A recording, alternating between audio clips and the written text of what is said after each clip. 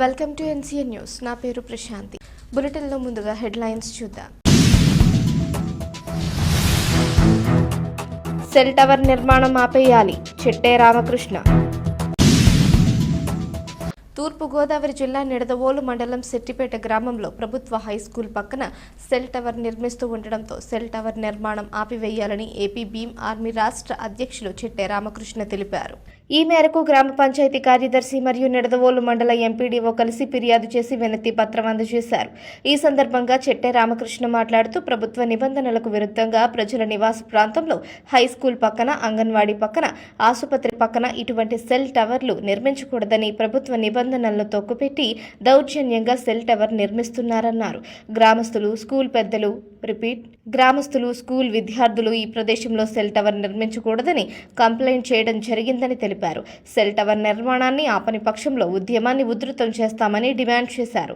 ఈ కార్యక్రమంలో MPTC బయ్యే Krishnababu, బయ్యే Vijay, Dhananjay, society అధ్యక్షులు పటంశెట్టి శివనారాయణ, క్రొవ్విడి సత్యనారాయణ, క్రొవ్విడి నాగరాజు, శేఖర్ గ్రామస్తులు తదితరులు పాల్గొన్నారు.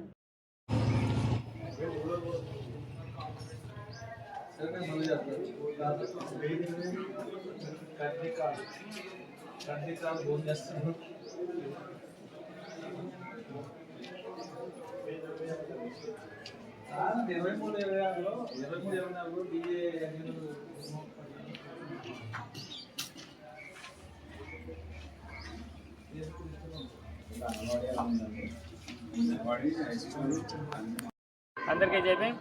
నా పేరు చెట్టే రామకృష్ణ, భీమ్ ఆర్మీ రాష్ట్ర అధ్యక్షుని మాట్లాడుతున్నాను. ప్రస్తుతం మనం తూర్పుగోదావరి జిల్లా నిడదవోలు మండలం చెట్టిపేట గ్రామ పంచాయతీలో అనుమతి లేకుండా సెల్ టవర్ స్కూల్ పక్కన నిర్మిస్తున్నారు.